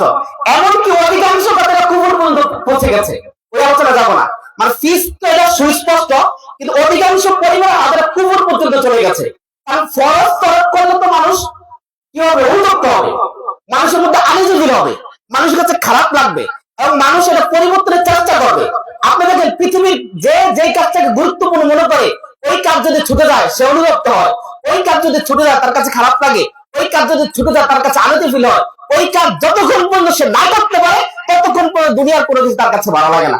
এমন কাজকে মনে করা হয় গুরুত্বপূর্ণ কাজ। তো ফরজ মানে হচ্ছে এটা একটা শব্দ না, এটা একটা বাস্তবতা আছে। এই বাস্তবতা মানে হচ্ছে যে জিনিসটা ফরজ এটা না করতে পারলে আপনার কাছে অনুতপ্ত হবে লাগবে, আমার কাছে আনন্দিত হবে, আমার কাছে ভালো লাগবে না।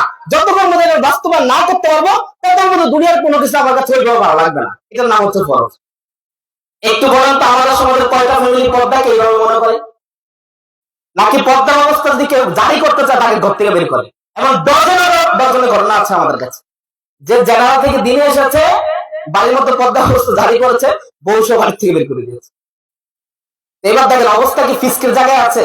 মানে এই অবস্থায় দেখেন ফিস্কের জায়গায় আছে। ভাই শুধু এটা না, আমাদেরকে এখন শুধু ওই যে মানে মনে মনে যদি কোন একটা জিনিসকে ফরজ মনে করে তাহলে সে কাফের হবে না। এটাতে একটা মন করা খাওয়ানো হচ্ছে, মন করা আমাদের কি করা খাওয়ানো হচ্ছে। দেখেন আমাদের সমাজে যে পরিভাষাগুলো আছে ইসলাম, ইমান, ফরজ, ওয়াজিব, হারাম, এগুলোর বাস্তবতা কেউ জানে না, এই সমাজের মানুষ জানে না। অবস্থা কেমন? একটা বাচ্চা যেমন আগুন কপি জ্বলে না, কফি লাইট, ম্যাচ লাইট, আগুন এটা কি করে জানে মানুষ? কি বলেন জানে? এটা যে আঙ্গুল জ্বালিয়ে দেয়, চুলার মধ্যে হাত দিলে যে আঙ্গুল জ্বলে যাবে, হাত জ্বলে যাবে, এটা বাচ্চারা জানে? বাচ্চারা জানে না। মানে একটা বাচ্চা যেমন জানে না চুলার মধ্যে হাত দিলে তার হাত পড়ে যাবে, মানে এই চুলার মধ্যে হাত দিলে তার পরিণতি কি এবং চুলার আগুনের হাকিকত কি, হাকিকত বাস্তবতা কি, আগুন কি করে, আগুন দ্বারা কি হয়, আগুনের কাজ কি, আগুনের মূল উপকরণ কি, একটা বাচ্চা জানে এটা। আমাদের সমাজের 999টা মানুষ ইসলাম কি, ইমান কি, ফরজ, ওয়াজিব, হারাম, কুফর, নিফাক, শিরিক এগুলো হাকিকতই জানে। মানে ফরজ একটা শব্দ শোনা আর কি, ওই টিয়া পাখি শুনেছেন না গল্প, টিয়া পাখি আমি খাবো না খাবো না যে বাস্তবতা কি এটা সে কি করে না, জানে না। এখন টিয়া পাখি যদি জানতো যে খাবো না বলার অর্থ হচ্ছে আমাকে আর খাবার দিবে না, কি বলো, তাহলে টিয়া পাখি জীবনে বলতো না কি আমি খাবো না। এবার দেখেন এখন এই যে আমাদের যে অবস্থাগুলো, এই অবস্থাগুলো কেন তৈরি হলো বলেন তো? জিয়ার না থাকার কারণে, কি বলো, জিয়ার না থাকার কারণে, দাওয়াত না থাকার কারণে। মানে দাওয়াতটা কার জন্য দাওয়াতই দেওয়া হচ্ছে না। দেখেন ইব্রাহিম আলাইহিস সালাম যখন এই দাওয়াত দিলেন তার বাপকে, যে কাফারনা বিকুম, ঠিক আছে আমরা তোমাকে অস্বীকার করি, তোমাদের কি করলাম, অস্বীকার করলাম। ওই সময় কি খেলাফত ছিল? কি বল, খেলাফত ছিল। তার মানে কি দাওয়াত হবে সুস্পষ্ট ভাষায়, খেলাফত থাকুক বা না থাকুক, দাওয়াতের মধ্যে যারা অস্পষ্ট তৈরি করে তারা মুনাফিক। দাওয়াতের মধ্যে যারা দুর্বলতা তৈরি করে তারা মুনাফিক। দাওয়াতের মধ্যে যারা হিকমত দেখায় তারা মুনাফিক। দাওয়াতের মধ্যে যারা বিভিন্ন কৌশল অবলম্বন করে তারা মুনাফিক। আল্লাহ আদম আলাইহিস সালাম থেকে শুরু করে আমাদের নবী পর্যন্ত কোন নবী আপনি দেখবেন না কোরআনের পাতায় পাতায় আমাদের কোরআন নবীদের দাওয়াতের কিচ্ছা বর্ণিত আছে। কোরআনের পাতায় পাতায় নবী কোন ভাষায় দাওয়াত দিয়েছেন এগুলো বর্ণিত আছে। কোন নবী এরকম ভাবে প্রতিষ্ঠিত কালে নবুয়ত পাওয়া অবস্থায় খেলাফত ছিল না, কিন্তু প্রত্যেক নবীর দাওয়াতের ধরন কি ছিল কোরআনের পাতায় পাতায় কোরআনের পাতায় পাতায় লেখা আছে। কোন নবীর দাওয়াতের ক্ষেত্রে হিকমত অবলম্বন করেন নাই। কোন নবী তাগুতকে তাগুত বলার ব্যাপারে, কাফেরকে কাফের বলার ব্যাপারে, মুশরিককে মুশরিক বলার ব্যাপারে হিকমত অবলম্বন করে।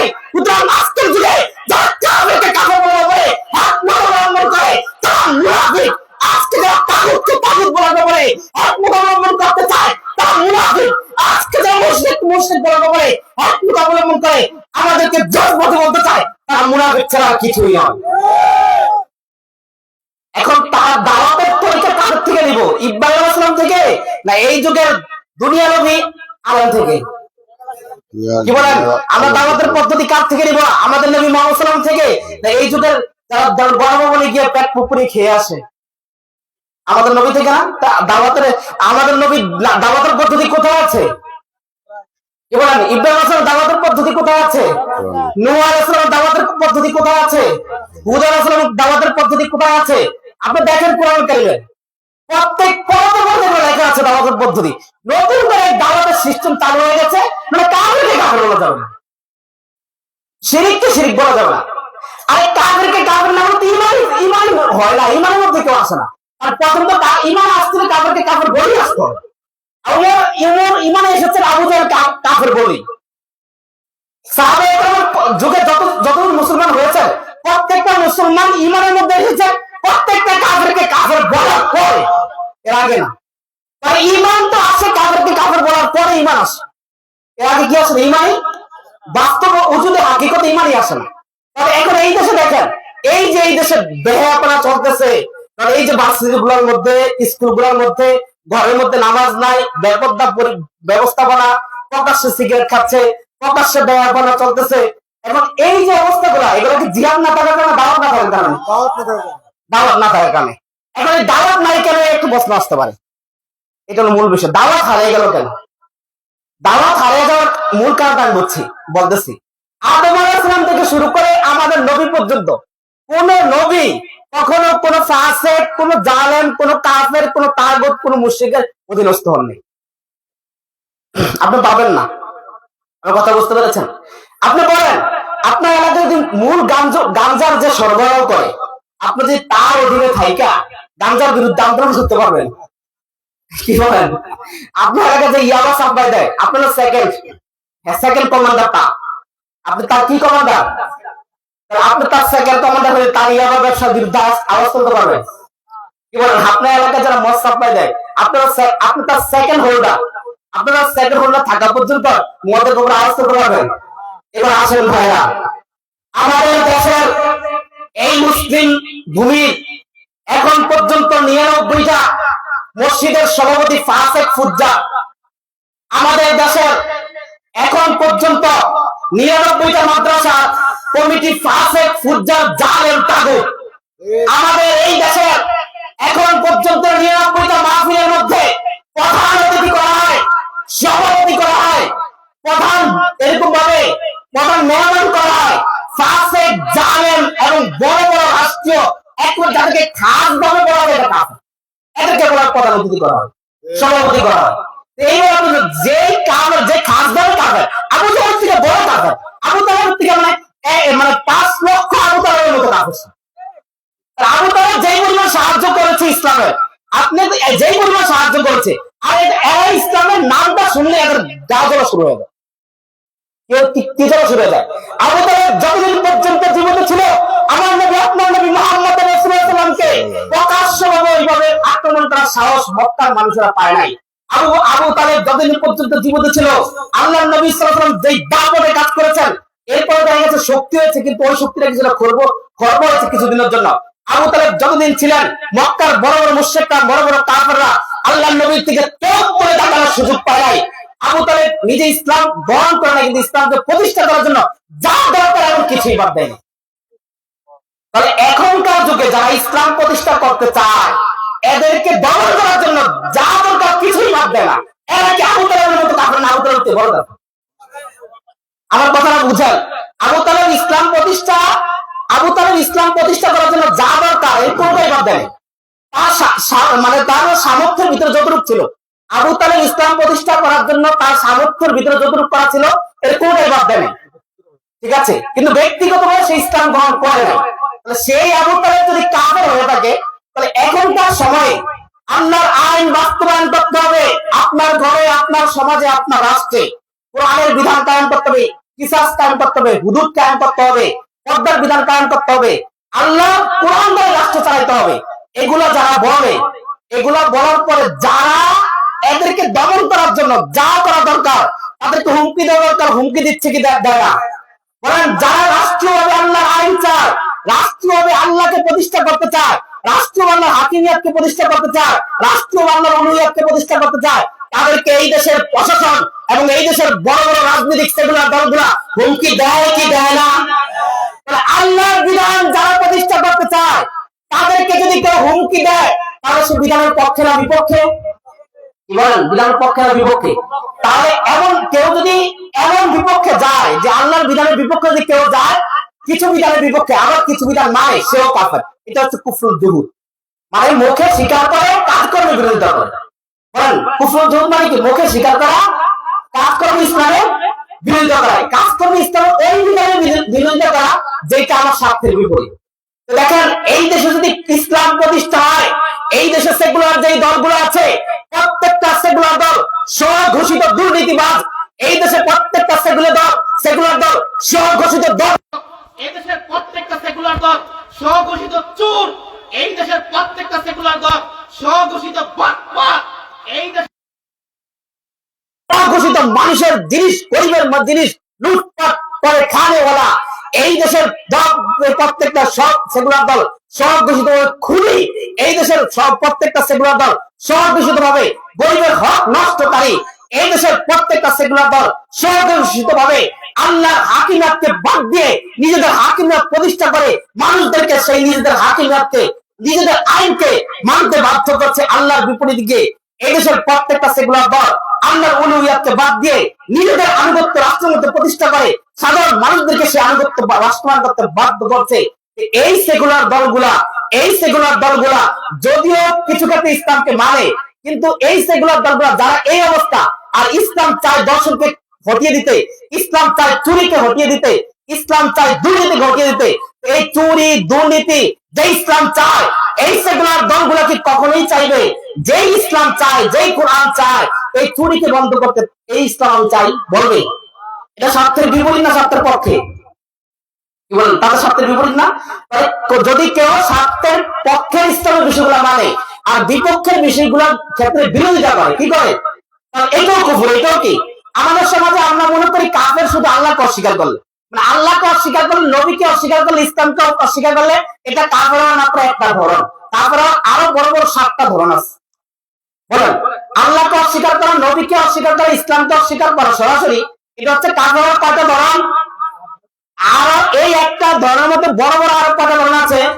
7টা। 7টার মধ্যে এটা একটা, যে কিছু অংশ মানবেন আর সুবিধা মতো না হওয়ার কারণে ওগুলা বিরোধিতা করবেন।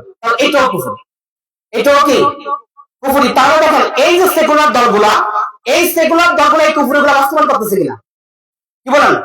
তাহলে আমরা যারা রাষ্ট্রীয়ভাবে আল্লাহ কোরআন চাই, আমাদের হুমকি দেয় কিনা? কেউ হুমকি দেয় কিনা? তো এমন কথা হচ্ছে, সেকুলার দলের মধ্যে যারা এই বাংলাদেশের মধ্যে যারা কোরআনকে রাষ্ট্রীয় প্রতিষ্ঠা করতে চায়, তাদেরকে সেকুলার দলের যে সমস্ত নেতা খেতারা এবং প্রশাসনের যে সমস্ত লোকেরা প্রকাশ্য হুমকি দেয়, তারা সুস্পষ্ট ব্যক্তিগতভাবে কাফের। প্রকাশ্য যারা করে এগুলা, হ্যাঁ, যে সমস্ত সেকুলার দলের লোকেরা এবং প্রশাসনের লোকেরা নীরবতা পালন করে, আমরা তাদের ব্যাপারে সর্বোচ্চ বলবো যে তার ব্যাপারে জানতে হবে সে কাফের কি কাফের না। আমার কথা বুঝতে পেরেছেন? এই সেকুলার আমরা যারা কোরআনকে প্রতিষ্ঠা করতে চাই, কি চান কিনা? কি বলেন, আল্লাহর আইন এদেশে প্রতিষ্ঠিত আপনার চান কিনা? নামাজ রাষ্ট্রীয় প্রতিষ্ঠিত চান কিনা? জিনা রাষ্ট্রীয় নিষিদ্ধ করা চান কিনা? মদ রাষ্ট্রীয়ভাবে নিষিদ্ধ এটা চান কিনা? কি বলেন, এই মদ নিষিদ্ধ এটা অকাট্য কিনা? অকাট্য কোরআনকে মায়ের দ্বারা প্রমাণিত। তো এই দেশের প্রশাসন এবং এই দেশের সেকুলার দলগুলো কি মদ নিষিদ্ধ করা চায়? তাহলে আল্লাহর অকাট্য আয়াত দ্বারা প্রমাণিত কোন বিষয় যদি কেউ না চায় সে কাফের, সে কাফের, সে কাফের। আল্লাহর অকাট্য আয়াত দ্বারা প্রমাণিত যেটা, এটা যদি কেউ না চায়, পর্দা আল্লাহর অকাট্য আয়াত দ্বারা প্রমাণিত রাষ্ট্রীয়ভাবে পর্দা প্রতিষ্ঠিত হোক, এটা যে চায় না সে কাফের, সে কাফের, সে কাফের। আপনি একটা সেকুলার দলকে দেখেন এই দেশের যারা রাষ্ট্রভাবে চায় এদেশে পর্দা প্রতিষ্ঠিত হোক, তো তারা যদি রাষ্ট্রভাবে চায় না পর্দা প্রতিষ্ঠিত হোক, আর পর্দা হচ্ছে এমন বিধান যেটা কোরআনুল কারীমের অকাট্য আয়াত দ্বারা প্রমাণিত, যেই ব্যাপারে কোনো উলামায়ে কেরামের বিরোধ নেই, হানাফি ফিকহের কোনো আলেমদের বিরোধ নেই, শাফিঈ ফিকহের কোনো আলেমদের বিরোধ নেই, হাম্বলী ফিকহের কোনো আলেমদের বিরোধ নেই, এরকম রাসূল সাল্লাল্লাহু আলাইহি ওয়াসাল্লাম থেকে শুরু করে এই পর্যন্ত কোনো আলেম বিরোধ করে নাই পর্দা ফরজ কি ফরজ না। আর এখন আইসা যদি কোন একটা দল বলে আমরা রাষ্ট্রীয় পর্দা চাই না, তাহলে এই দলগুলাকে কুফরি দল না ইসলামিক দল? কুফরি দল। তোমরা এই দলগুলো কুফরি দল না ইসলামিক দল? তাহলে সেকুলার যে সমস্ত দলগুলো আছে তারা প্রকাশ্য ঘোষণা দিয়েছে আমরা ইসলাম চাই না, তারা প্রকাশ্য ঘোষণা দিয়েছে হাত কেটে দেওয়া বর্বরতা, তারা প্রকাশ্য ঘোষণা দিয়েছে যারা পর্দা নামে মেয়েদেরকে ঘরের মধ্যে বন্দী করে রাখতে চায় তারা হচ্ছে মৌলবাদী, তারা হচ্ছে ধর্মান্ধ। যারা প্রকাশ্য ঘোষণা দিয়েছে কেউ যদি জিনা করে তাকে রজম করে হত্যা করা, এগুলো হচ্ছে বর্বরতা, তারা প্রকাশ্যভাবে ঘোষণা দিয়েছে যারা রাষ্ট্রীয়ভাবে জিহাদের মাধ্যমে খেলাফত প্রতিষ্ঠা করতে চায় তারা হচ্ছে ধর্মান্ধ, তারা হচ্ছে মৌলবাদী। এতগুলো কুফরি, এতগুলো কুফরি, এক একটা সেগুলার, প্রত্যেকটা সেগুলার দলের গণতন্ত্রের মধ্যে প্রত্যেকটা সেগুলার দলের বড় নেতারা প্রকাশ্যভাবে এই কুফরিগুলো বলতেছে, এই কুফরিগুলো বাস্তবায়নের জন্য কাজ করতেছে, এই কুফরিগুলো বাস্তবায়নের জন্য আন্তর্জাতিক শক্তি দিয়ে এই কুফরিগুলো যারা বিরুদ্ধে কথা বলতেছে তাদেরকে দমন নিপন করে, তাদেরকে গ্রেফতার করে, তাদেরকে খুন গুম করে, তাদের জীবনকে এরকম ভাবে দুনিয়া তছনছ করে দিচ্ছে। এরা কিভাবে মুসলমান? কিভাবে এরা মুসলমান হতে পারে? এরা কখনোই মুসলমান হতে পারে না। যাই হোক, এই কথাগুলো বললাম এই কারণে এখন আমাদের সমাজে কি বুঝতেছে এতগুলো কুফর তারা নিয়ে বসে আছে। আমাদের সমাজে মানুষকে মনে করে যে এরা এরা এই প্রশাসন মানেই কাফের। ব্যক্তিগতভাবে কেউ মুসলমান থাকতে পারে, কিন্তু যেহেতু প্রশাসনিক মূল নীতিমালা হচ্ছে কুফরকে বাস্তবায়ন করা, মূল গণতন্ত্র হচ্ছে কুফরকে রক্ষা করা, এই কুফরকে বাদ দিতে যারা আসবে তাদেরকে হত্যা করা। আমার কথা বুঝেন, এই প্রশাসনের গণতান্ত্রিক নিয়ম হচ্ছে এই কুফরকে হেফাজত করা, এই কুফরকে প্রতিষ্ঠিত রাখা। যারাই এই কুফরকে বাদ দিয়ে ইসলামকে প্রতিষ্ঠা করতে চাইবে তাদেরকে মেরে হত্যা করে ফেলা, তাদেরকে কবরে পাঠিয়ে দেওয়া, তাদেরকে গুম করা। এটা প্রত্যেকটা সেকুলার দলের গণতান্ত্রিক নিয়ম এবং এই প্রশাসনের গণতান্ত্রিক নিয়ম। এটা এই প্রশাসনের গণতান্ত্রিক নিয়ম। এই প্রশাসন তখনই কি এটা দেখছেন যে জিহাদি বই পেয়েছি, যেহেতু জিহাদ কোরআনে আছে তাকে ছেড়ে দিতে হবে? কি বলেন, আপনারা দেখেছেন কখনো? এই হুজুরকে, একটা হুজুরকে ধরেছে সন্দেহ করে, হুজুর তুমি কি চাও? আমি যে কোরআনকে রাষ্ট্রীয় প্রতিষ্ঠা করতে। এই কোরআন তো রাষ্ট্রীয় প্রতিষ্ঠা করে ইসলামের কথা, মুসলিমদের কথা। তুমি যেহেতু মুসলিম, আমি যেহেতু মুসলিম, তোমার বাক্য এটা হওয়া দরকার, আমার বাক্য এটা হওয়া দরকার, তোমার সংগ্রাম এটা হওয়া দরকার, আমার সংগ্রাম এটা হওয়া দরকার। ঠিক আছে, তুমি ভালো কাজ করেছো, তুমি যাও, একটা ফুলের মালা পরে। কি বলেন, দেখেছেন এই রাষ্ট্রের মধ্যে? কি বলেন, এই পর্যন্ত যারা এখানে আছেন কোনোদিন দেখেছেন? তাহলে ঈমান এমন একটা বিষয় কুফরকে অস্বীকার করবে যার ভিতরে ঈমান আছে। মানে ঈমান এমন একটা বিষয়, যেমন রাত্র এমন একটা বিষয় যেটা আসলে দিনের আলো শেষ হয়ে যায়। কথা বুঝতে পেরেছেন না? রাত্র আসলে দিনের আলো থাকে না।